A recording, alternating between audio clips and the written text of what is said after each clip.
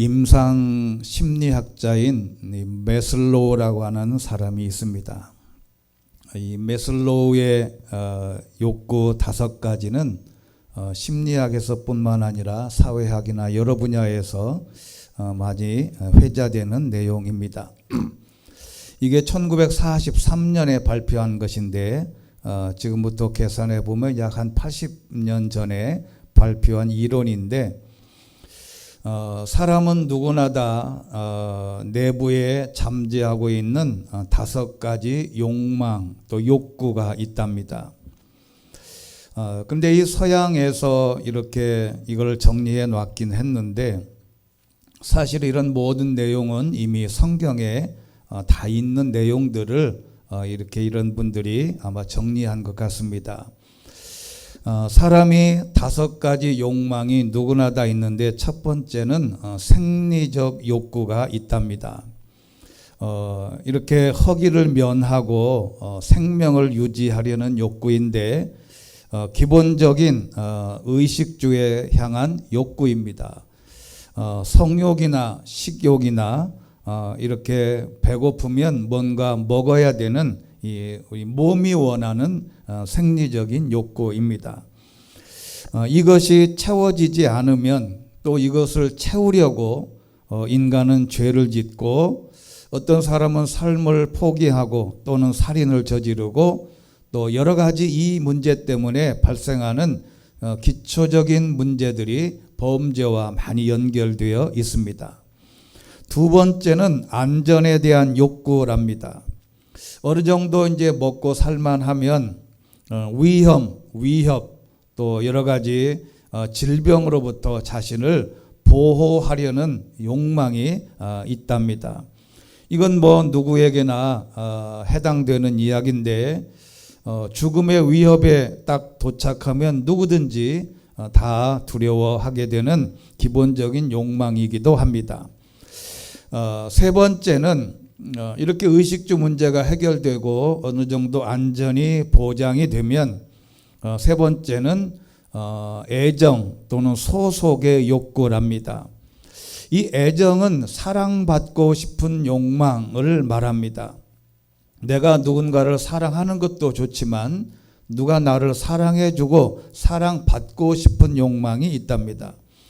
그리고 소속에 대한 욕구인데, 사람이 어디에다가 내가 소속이 돼 있지 않으면 때로는 그게 가족 또는 친척 또 이런 모든 집단에 귀속되고 싶은 욕망이 있답니다. 사실은 그래서 사람들은 어디엔가 소속이 되어 있지 않으면 또는 소속이 되면 거기에 대한 많은 애착이 있습니다. 예를 들어서 등산 모임이나 또 조기 축구라도 내가 거기에 소속되어 있다는 소속감이 있기 때문에 그 단체가 유지되고 또 좋은 방향으로 자신도 그 소속되어 있음으로 얻는 게 있다는 거지요. 그리고 네 번째는 이렇게 처음에 생리적인 욕구가 안정이 되고 또는 안전에 대한 욕구가 해결되고 또는 이렇게 어디에다 소속을 하고 사랑을 받아서 사랑을 받으면 끝나냐? 그렇지 않다는 거예요. 그 다음에 네 번째는 뭐냐면 존중에 대한 욕구인데, 어느 정도 먹고 살만하고 안전하고 어느 집단에 소속이 되어 사랑을 받고 주고 살만하면 그 다음에 문제가 존중받고 싶은 욕구가 생긴답니다. 누군가에게 인정받고 존중받고 또는 인정받는 거가 이런 존경에 대한 욕구가 나온다고 합니다. 그리고 마지막 5번째는 이렇게 존중받고 모든 게 해결되었다고 끝나는 게 아니라 사람은 자체가 자아 실현의 욕구가 있답니다. 이 말은 무슨 말이냐면 자기를 계속 발전해 나가고자 하는 잠재력을 뭔가 최대한 발휘하고 싶은 욕망, 즉 내가 무슨 일을 하든지 그냥 집에서 놀고 먹는 게 아니라 무언가 내가 기여할 수 있는 일을 계속 만들어 갈 수 있는 자아 실현의 욕구가 있다고 합니다. 그런데 사람들은 이 한 가지에 집중할 때가 있는데, 어떤 사람은 먹고 사는 문제가 집중하고, 어떤 사람은 안전에 대한 것만 생각하고, 어떤 사람은 사랑에만 집중해서 이 사랑에만 목이 매는 사람, 어떤 사람은 존중에만 목에 매서 그 명예에 살고 명예에 죽는 사람이 있어요. 아무리 돈이 많아도 명예가 없으면 스스로 망가지는 사람이 있다는 말이죠. 그런데 이 5가지 단계를 거치고 사람은 더욱 성숙해지고 인간다워지는 것인데, 제가 이 매슬로우 5가지 인간의 욕구를 보다가 오늘에 있는 예수님의 시험에 초점이 맞춰졌습니다. 오늘에 있는 이 예수님의 공생애를 시작하기 전 받은 이 시험의 내용이 이 매슬로우의 5가지 욕망하고 그대로 연결되어 있습니다. 이분은 80년 전에 1943년도에 이 이론을 발표했는데, 이미 2000년 전에 예수님은 이 문제에 대해서 성경은 이미 말하고 있습니다. 여러분, 그래서 시험이라고 하는 것은 이 5가지 욕구, 5가지 욕망, 매슬로우가 말하는 5가지 욕망에 대한 것이 성경에 있는 시험이라는 말로 이렇게 정리될 수 있습니다. 하나님이 주신 시험은 테스트라는 영문으로 쓰고, 마귀가 주는 시험은 템프테이션이라고 하는 단어를 써서 때로는 유혹이라고 말하기도 합니다. 시험이 갖는 의도는 시험을 통해서 성장시키고자 하는 목적 때문에 그렇습니다. 우리 세상에 존재하는 어떤 시험도 그 시험을 통과하면 우리가 성장하고 여러 가지 면에서 복된 일들이 많지 않습니까? 그래서 하나님의 시험은 좋은 대학에 들어가서 좋은 교육을 받는 것처럼 오히려 감사해야 되는 것인데, 그래서 그 시험을 통과하면 얻는 것이 많습니다. 아브라함이 네 아들을 바쳐라 그랬을 때 그 시험을 통과했을 때 얻는 것이 많아요.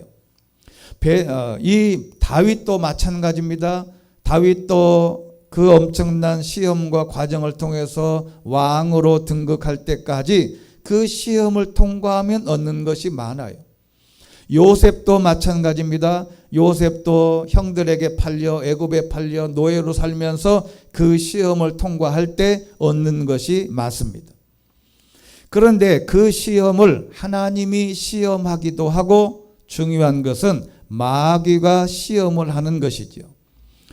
그래서 하나님이 주신 시험과 마귀가 주는 시험의 차이점이 뭐냐, 이게 중요한데, 하나님은 우리에게 시험을 줘서 연단해서 우리가 더 강건해지고 더 복된 삶을 유지하도록 주시는 게 시험인데, 사탄이 주는 시험은 완전히 망가지게 하는 시험이에요. 사탄이 우리에게 시험을 주는 이유는 우리로 하여금 망가지고 인생을 포기하고 인생에서 하나님과의 거리가 멀어지고 인생 자체를 세상 말로 말아먹게 하는 게 이 사탄의 마귀의 특징입니다. 자, 그런데 오늘 이 예수님이 받으신 3가지의 시험의 정체는 이 시험을 통해서 예수님을 완전히 망가뜨리려는, 구원 사역을 완벽하게 없애버리려는 의도를 가지고 예수님을 시험했다는 것입니다. 자, 우리가 먼저 묵상해야 될 것은 오늘 1절에 있는 말씀을 보면 우리가 보통 알기는 예수님이 시험 당할 때 40일 금식 기도가 끝나고 예수님이 이런 3가지 시험을 받았다, 이렇게 우리가 알고 있어요.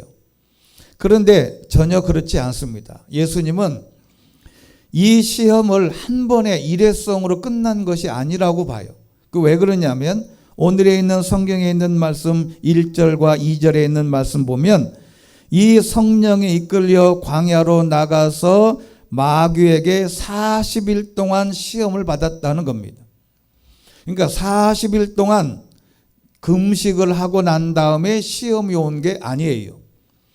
이 예수님이 광야에서 40일 동안 금식하며 기도할 때 수시로 머릿속에 그리고 삶에 이 사탄이 접근을 해서 40일 동안 예수님을 괴롭힌 거예요. 자, 우리가 중요한 것은 뭐냐면 시험 당하는 환경이 중요한데 사탄은 우리가 시험 장소로 우리를 유인해서 데리고 갈 때가 있습니다. 예를 들어서 술 마시는 사람은 술 마시는 쪽으로 데리고 가요. 클럽을 좋아하는 사람은 젊은 사람들을 클럽으로 데리고 가요. 그러니까 이 사람을 시험에 잘 넘겨갈 수 있는 곳으로 교묘하게 데리고 간단 말이죠. 사탄이 예수님을 바로 이 예수님이 금식하고 있는 광야로 예수님을 유인한 것이라고 할 수 있어요. 근데 이것은 앞에 있는 본문을 보면 성령에 이끌리어라고 하는 구절을 보면 하나님도 동의하신 겁니다. 그러니까 이분이 예수님이 광야로 이끌려 가서 시험 장소에 입소한 겁니다. 그런데 그곳이 어디냐면 광야였어요. 광야의 특징은 여러 가지 환경이 있지만 가장 특별한 특징은 뭐냐면 혼자 있는 겁니다. 여러분, 혼자 있을 때 시험 당할 확률이 많습니다. 이게 굉장히 중요한 요소인데 사람이 혼자 있을 때 제일 시험 당하기 쉬울 때가 혼자 있을 때가 중요하다. 근데 오늘에 있는 이 말씀의 내용을 보면 그래서 40일 동안 마귀에게 시험을 당했는데 첫 번째 시험은 40일을 금식한 후에 예수님에게 마귀가 뭐라고 했냐면 우리가 잘 알듯이 팔레스타인 지역에는 모래도 있고 바위산들이 많아서 광야에 바위가 많아요. 근데 이 팔레스타인 지역의 바위들은 우리가 보통 이 파리바게트에 가면 빵이 있지 않습니까? 빵 색깔이 거의 무슨 색깔이냐면 이런 테이블 같은 이렇게 그런 색깔이 많아요. 흰색도 있지만 그게 뭐냐면 돌하고 빵하고 팔레스타인 지역의 이스라엘 백성들이 먹던 빵하고 그 다음에 돌하고 비슷하게 생겼다는 거예요. 성경에는 떡으로 번역했지만 떡하고는 우리가 쉽게 이렇게 번역할 때 이 빵이라는 개념을 몰랐기 때문에 빵으로 번역을 못한 거예요. 근데 이스라엘 백성들이 주식으로 먹던 그 빵하고 광야에 널려 있는 돌하고 비슷했어요. 그러니 여러분 우리가 금식해 보면 알지요? 금식하고 이틀 정도쯤 되면요 세상의 모든 것이 다 먹거리로 보여요. 금식하고 거리를 나가잖아요. 그러면 다 식당밖에 안 보여요. 이게 희한하게 사람의 눈이 그렇게 많이 보였던 것이 배고프면 일단은 빵집, 먹거리, 식당 지나가다가 뭐 하나만 봐도 다 먹는 것으로 보여요. 예수님이 40일을 금식했으니 보는 것마다 다 눈에 헛것이 보이는 거예요. 돌이 다 빵처럼. 그러니 사탄이 딱 와서 말하는 게 저 보이는 저걸로 빵을 만들어 먹어라. 그런데 예수님이 뭐라고 말씀하셨냐면 4절 보면 예수님이 이렇게 돌로 빵 만들어 먹어라 그랬더니 예수님이 한마디로 이렇게 대응하셨어요. 성경에 사람이 빵으로만 사는 것이 아니다 라고 기록되어 있다 이놈아. 그 내용을 어디서 인용했냐면 신명기 8장 3절입니다. 우리가 주보에 성경 구절을 제가 몇 구절 써놨는데요. 첫 번째 성경 구절 보면 신명기 8장 3절에 있는 말씀을 예수님이 인용하신 겁니다. 우리가 그러면 궁금해요. 예전에 예수님께서 이런 성경을 가지고 계셨다면 예수님도 성경 통독을 했구나. 근데 그 당시에는 이런 성경이 이렇게 한 책으로 이렇게 모아지지 않은 것인데 예수님이 어떻게 이 본문을 기억하고 있었을까? 예수님이 어렸을 때 목수인 아버지를 따라서 목수일을 도왔다고 하던데 이 어릴 때부터 예수님이 하나님의 말씀을 늘 읽고 또는 공부하고 또는 그 하나님의 말씀을 기억하고 있을 가능성이 많습니다. 뜬금없이 예수님이 이 말씀을 하신 게 아니에요. 그래서 예수님이 뭐라고 말씀하셨냐면 이 신명기 8장 3절은 뭐하고 관련되어 있냐면 만나하고 관련되어 있어요. 만나. 자, 이게 굉장히 중요한 겁니다. 오늘 여러분이 교회 오셔서 이 한 가지 사실만 깨달아도요, 이게 큰 유익입니다. 이게 뭐냐면 너희를 낮추고 배고프게 하셔서 너희나 너희 조상들이 전혀 알지 못하는 만나를 먹이신 이유가 있어요. 자, 여러분, 저와 여러분에게 오늘 뭐라도 아침에 드시고 오셨지 않습니까? 아니면 저와 여러분이 지금 살아있는 것은 뭔가 일주일 동안 드셨기 때문에 우리의 생명이 연장된 거예요. 물을 마시던 라면을 먹던 신라 호텔에 가서 몇십만 원짜리 뷔페를 먹던 뭔가를 드셨어요. 자, 그렇게 드시고 저와 여러분에게 이렇게 먹거리를 주시고 먹을 양식을 주시고 먹을 양식을 살 수 있는 돈을 주신 이유가 뭐냐? 그 이유가 뭐겠습니까? 그렇게 주신 이유는 딱 하나입니다. 사람이 빵으로만 사는 것이 아니라 여호와의 입에서 나오는 말씀으로 사는 것을 가르쳐 주시는 것이다. 이게 무슨 뜻입니까? 이 말은 일단 먹거리가 해결되거든 하나님의 말씀에만 집중하라는 말이에요. 이게 굉장히 이게 사람들이 이 본문을 애매하다고 생각해요. 안 그럽니다. 우리에게 이런 먹거리를 충족해 주는 이유는 하나님의 말씀에 집중하기 위해서 그렇다는 거예요. 저와 여러분이 일단은 먹고 사는 문제에 지장이 없다면 하나님께 집중하고 말씀에 집중하라는 하나님의 음성인 줄로 믿습니다. 그래서 예수님이 일용할 양식을 위해서 기도하고 그 뒤에 설명할 거지만 이 문제를 해결할 수 있는 유일한 방법을 예수님이 허락해 주셨어요.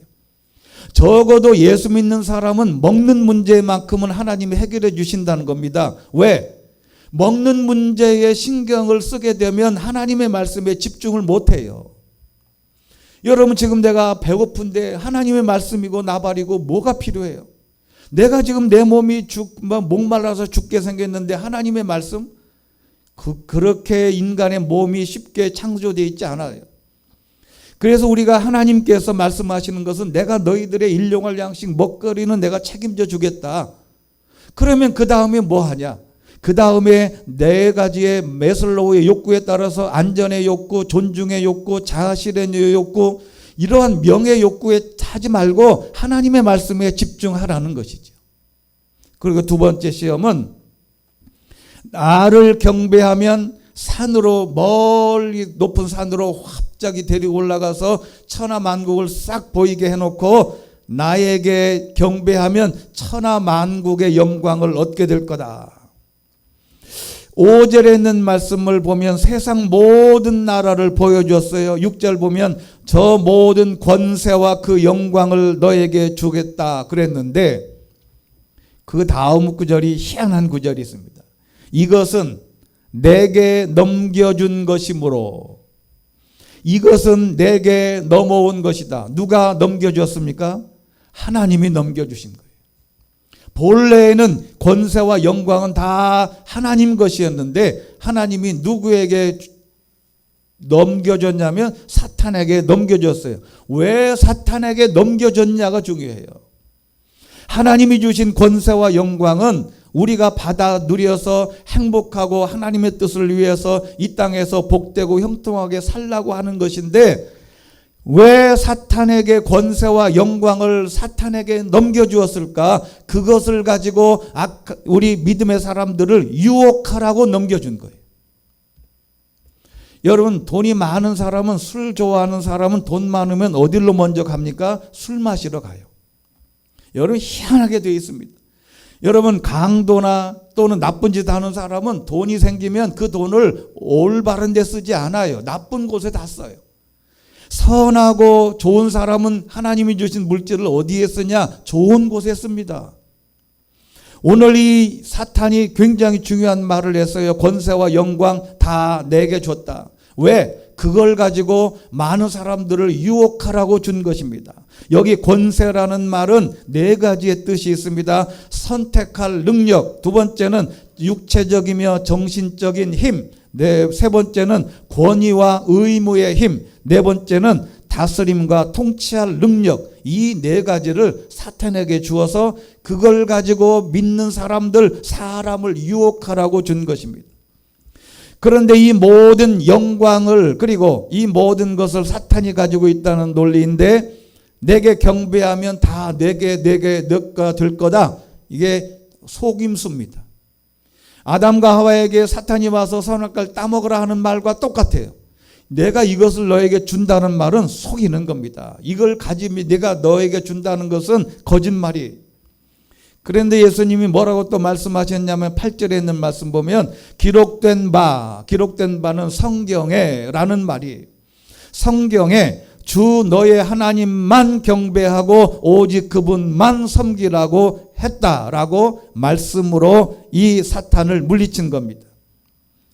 그랬더니 여기에 이 성경은 어디 있냐면 신명기 6장 13절입니다. 두 번째 성경 구절이죠. 거기에 성경 구절 보면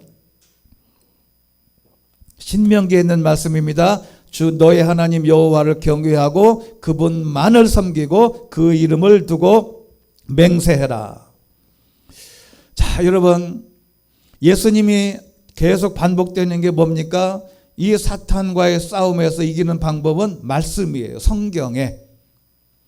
그래서 성경을 읽고 쓰고 공부하고 연구하고 듣고 하는 것이죠.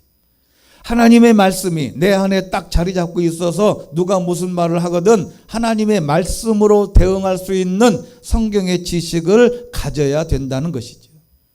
자, 그리고 세 번째, 이렇게 예수님이 마귀가 시험을 하니까 사탄이 예수님이 말씀으로 성경으로 인용을 해서 대응을 하거든요.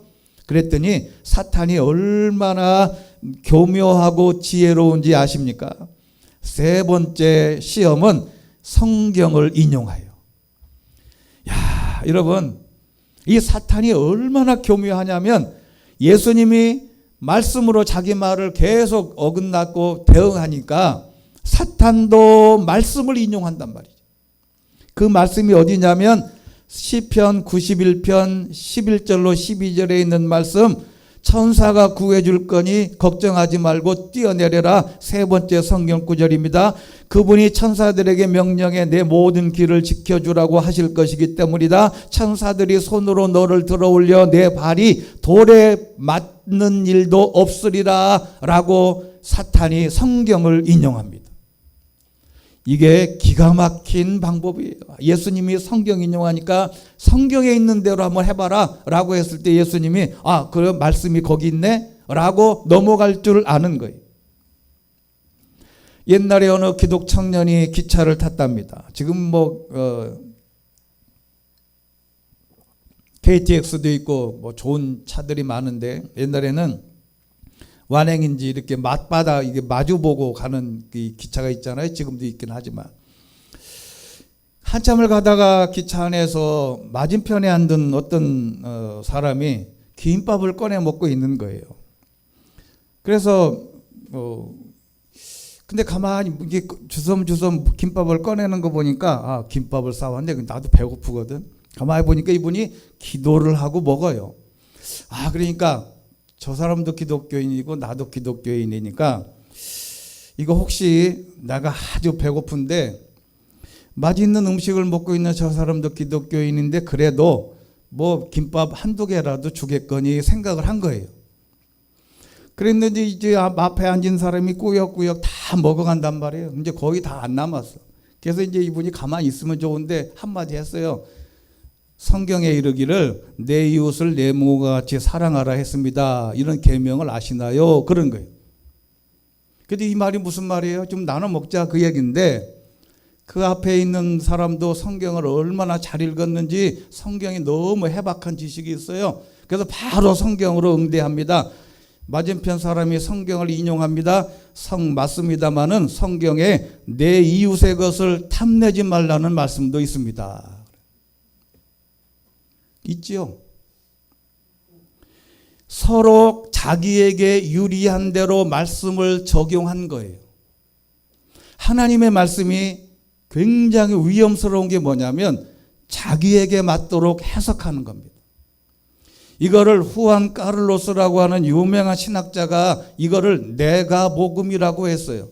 마태복음, 마가복음, 누가복음, 요한복음이 있는데 네가복음이라고 다섯 번째 복음이 있다. 그래서 제5복음을 네가복음이라고 이름을 명명했어요. 사람마다 하나님의 말씀을 이렇게 잘못 인용할 수 있어요. 뭐냐면 사탄이 그렇게 인용한 거예요. 성경에 뛰어내리라고 하면 뛰어내리면 천사가 다 받아줄 거야. 그랬더니 예수님이 또 기가 막힌 말씀을 찾아냈어요. 12절 성경에 또 성경으로 대응합니다. 주 너희 하나님을 시험하지 말라라고 기록되어 있다. 이게 굉장히 중요한 것인데 왜 시험하냐? 내가 여러분 생각을 해보세요. 63빌딩 꼭대기 올라가서 막 뛰어내리면 열심히 내가 한 3일을 금식기도 하고 뛰어내리면 천사가 나를 받겠다? 시험해봐야지. 이게 시험이에요. 하나님을 내가 시험해 본다는 것은 굉장히 큰 위험입니다. 그 시험을 언제 했냐면 이미 경험이 있습니다. 네 번째 성경 구절 신명기 6장 16절에 있는 말씀을 보면 너는 마사에서처럼 너희 하나님 여호와를 시험하지 말라. 마사가 어디냐면 이스라엘 백성들이 광야에 나와서 처음 이 텐트를 찾는데 거기 가보니까 물이 없어요. 그래가지고 물이 없을 때 많은 백성들이 하나님을 원망했어요. 우리 목이 말라 죽겠다. 먹을 거리 없겠다. 그리고 거기서 17장 7절 다섯 번째 성경 구절 보면 이스라엘 백성들이 다투었기 때문이며 또한 그들이 여호와께서 우리 가운데 계시는가 안 계시는가 하면서 여호와를 시험했다. 마사라고 하는 히브리어는 시험하다는 뜻이고 무리바라고 하는 것은 다툼이라는 뜻이에요. 그래서 거기에서 왜 다투었냐면 서로가 믿는 사람과 믿지 않는 사람과 신앙인과 비신앙인과 믿음이 좋은 사람과 믿음이 좋지 않은 사람이 존재하면 다툽니다. 이거는 하나님의 뜻대로 하면 된다는 사람, 이것은 해도 소용이 없다는 사람, 하나님께 기도하면 된다는 사람, 기도해도 소용이 없다는 사람 다투어요. 그리고 뭐라고 다투냐면 하나님이 계신가 안 계신가, 하나님이 들어줄 건가 안 들어줄 건가, 여기에 대해서 다툼이 많아요. 그래서 이스라엘 백성들이 여기에 대한 이렇게 고민합니다. 민수기 21장 5절에 있는 말씀 보면 또 있습니다. 왜 당신은 우리를 이집트에서 데리고 나와 광야에서 죽게 만드냐? 빵도 없고 물도 없다. 6절에 있는 말씀 보면 그가 그랬더니 그전에는 그냥 지나가는데 갑자기 불뱀이 나와서 독사들을 보내서 백성들을 다 물어 죽었어요. 그래서 고린도전서 10장 9절 말씀입니다. 여러분 우리 같이 한번 읽어보겠습니다. 7번째 성경 구절 굉장히 중요한 구절이에요. 사도 바울이 그 옛날에 고린도 교회를 향해서 성경에 근거한 대로 오늘에 있는 예수님의 시험과 그 옛날에 이스라엘 백성들의 모든 과정을 한마디로 요약을 했습니다. 같이 읽습니다. 시작. 그들 가운데 어떤 이들은 주를 시험하다가 뱀에 물려 죽었습니다. 우리는 그들처럼 시험하지 맙시다. 할렐루야. 이게 하나님을 시험한 거예요. 시험이 굉장히 위험한 겁니다. 한 아버지를 믿고 엄마를 믿고 또는 엄마가 나를 사랑하는가 안 사랑하는가 시험하는 것, 이게 굉장히 위험한 거예요. 특별히 하나님을 시험하지 말라. 그래서 이 메슬로우가 인간의 5가지 욕구와 관련되어 있는 것은 먹거리와 관련되어 있는 첫 번째 시험, 돌을 빵으로 만들어 먹어라. 두 번째는 생리적인 욕구를 해결하라는 것으로 시험을 했는데 예수님이 안 넘어가셨어요. 앞에 말씀드린 대로 먹거리 때문에 시험 들지 않도록 가장 기본적인 것은 하나님께 기도하면 채워주신다는 말씀이 있어요. 마태복음 6장 31절 8번째 성경 구절 이하에 보면 무엇을 먹을까 마실까 입을까 걱정하지 말라. 이 모든 것은 다 이방 사람들이나 구하는 것이다. 그런데 33절 그 유명한 구절이죠. 오직 너희는 먼저 그의 나라와 그의 의를 구하라. 그러면 이 모든 것을 너희에게 더해 주실 것이다. 앞에 말씀드린 대로 만나를 주신 것은 이제 만나를 먹고 생리적인 욕구, 먹거리에 대한 욕구, 먹고 살 걱정하지 말고 오직 하나님의 말씀에만 집중하고 예배에만 집중하라는 하나님의 음성인 줄로 믿습니다. 여러분, 어린 자녀들이 살아가는 모습을 보고 힘들고 어렵고 아주 하루 끼니 걱정하고 있는데 그 어린 아이들한테 뭘 부모가 요구하겠어요? 여러분, 하나님이 우리에게 이런 모든 먹거리의 문제를 완벽하게 채워주신 이유는 딱 하나입니다. 하나님의 신경 써라. 하나님의 말씀에 신경 써라. 교회에 신경 써라. 그리고 나 이외에 다른 사람에 신경 써라. 내가 이것을 어떻게 저축하고 돈을 불릴 건가도 고민을 해야 되지만 우리에게 먹는 문제를 해결해 주신 것은 하나님의 축복의 시작인 줄로 믿습니다. 두 번째는 천하 영광을 다 너에게 보여주고 다 할 거다. 이것은 존중에 대한, 자기 안전에 대한 욕구에 대한 해결입니다.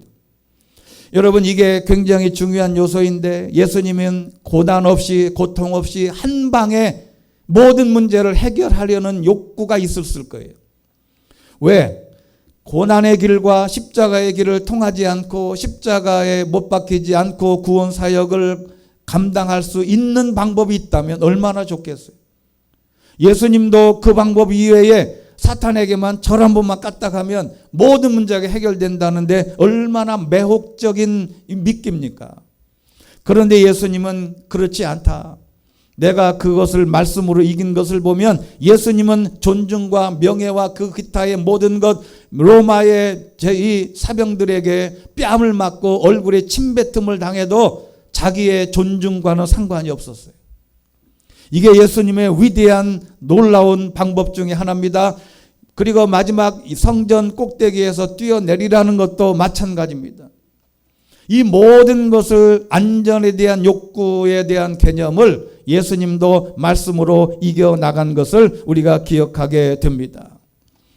그러면 예수님이 하셨던 것처럼 어떻게 하면 우리가 이 모든 어려움과 시험에서 이길 수 있느냐? 그것은 여전히 하나님의 말씀입니다.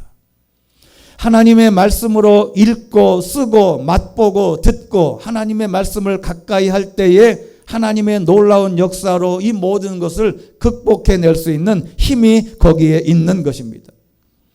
여러분, 세상에는 여러 가지 우리가 자랑할 것이 많아요. 10번째 성경 구절에 있는 말씀을 보면 예수님이 당한 3가지 시험과 그리고 메슬로우가 말한 5가지의 욕구와 오늘 요한일서 2장 15절에 있는 말씀과 아담과 하와가 선악과를 따먹었던 그 시험과 똑같은 맥락의 4가지가 똑같아요.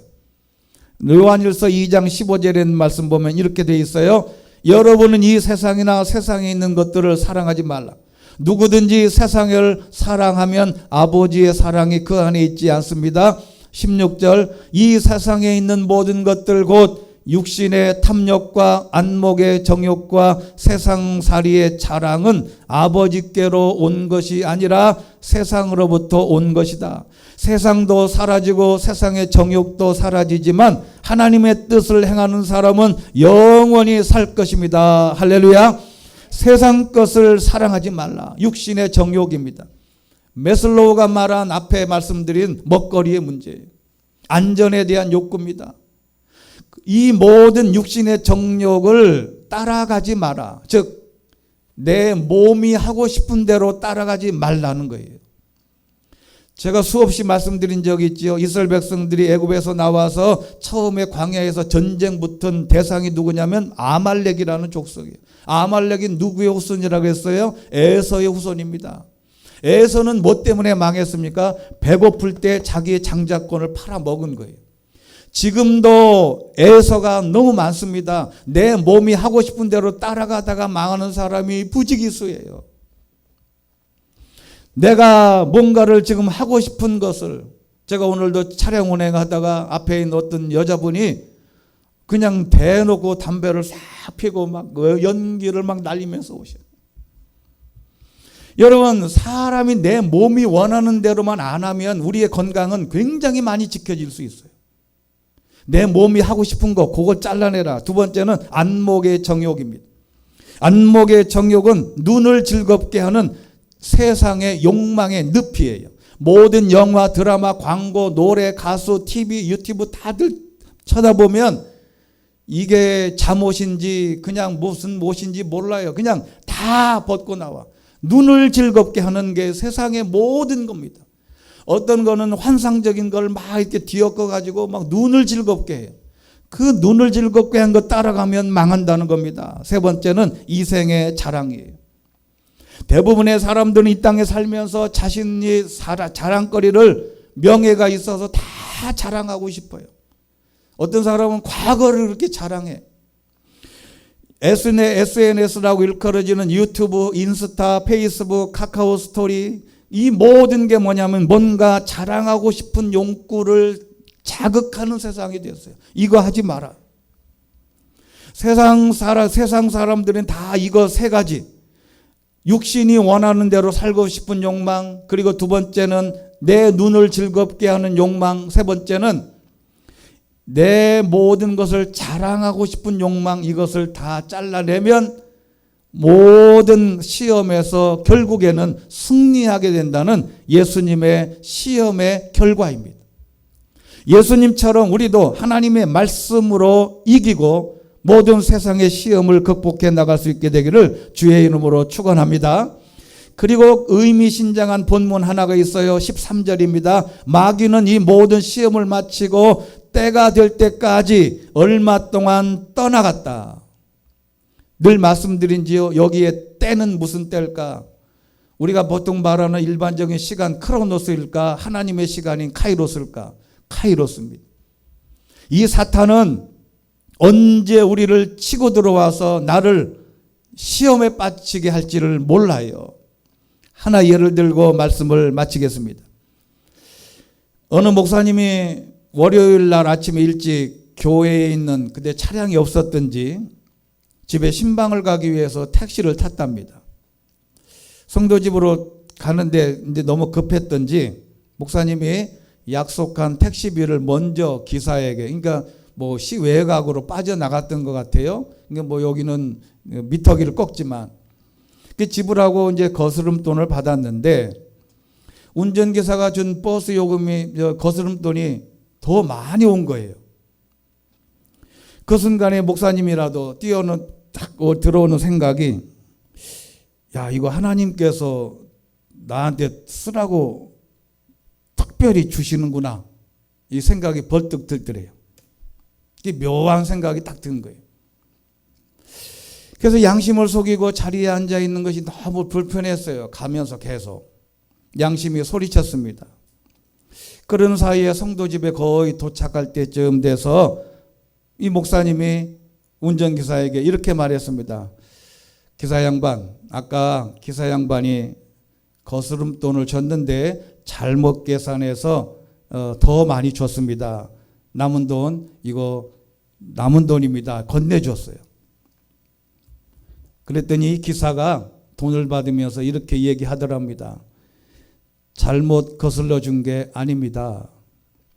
사실은 어제 제가 목사님 교회에 갔다가 목사님이 정직에 관한 설교 목사님이 하셨습니다. 그래서 마침 제 택시에 목사님이 타셔서 목사님을 한번 시험해 보고 싶었습니다. 아주 나쁜 사람인가요? 아니에요. 그러면서 기사가 목사님 죄송합니다. 그러더니 실실 웃더래. 자, 여러분, 사탄은 우리를 전혀 예상하지 않는 곳에서 확 치고 들어와요. 전혀 무방비 상태에서 어느 날 갑자기 확 쳐들어올 때, 그 쳐들어올 때가 뭐냐면 상관없는 이익이 내가 들어올 때나 내가 노력하지도 않았는데 나한테 들어오는 뭔가가 있으면 그거 조심해야 돼. 그래서 하나님이, 예수님이, 사도 바울이나 다 말씀하지요. 깨어 있어라. 항상 조심해라. 마귀는 어느 틈으로 어느 시간에, 카이로스의 시간에 나를 치고 들어올지 모른다. 예수님이 광야에 가서 40일 금식하며 기도하실 때 사탄이 이렇게 시험하실 줄을 누가 알았겠어요? 오늘 이 시간도 그 세상 것에 마음에 들지 말고 하나님을 마음에 두고 말씀을 내 마음속에 자리 잡아서 세상 어떤 시험도 악한 마귀 사탄이 교묘하게 접근해도 그 시험에서 넉넉하게 말씀으로 승리할 수 있게 되기를 주의 이름으로 축원합니다. 전능하시고 자비로우신 하나님 아버지, 하나님께서 우리에게 예수님을 모델로 시험을 이기는 방법을 우리에게 알려주셨습니다. 예수님께서는 말씀으로 다 이긴 것을 성경에서 확인했사오니 우리도 이 땅에 살아가면서 말씀으로 이길 수 있는 힘을 주시고 지혜를 주시고 말씀을 읽고 또는 말씀을 쓰고 말씀과 가까이 함으로 말씀이 내 삶의 기본이 되어 하나님의 말씀으로 사탄과의 싸움에서, 세상과의 싸움에서 넉넉히 예수님처럼 이기게 하여 주시옵소서. 예수 그리스도 이름으로 기도드리옵나이다. 아멘.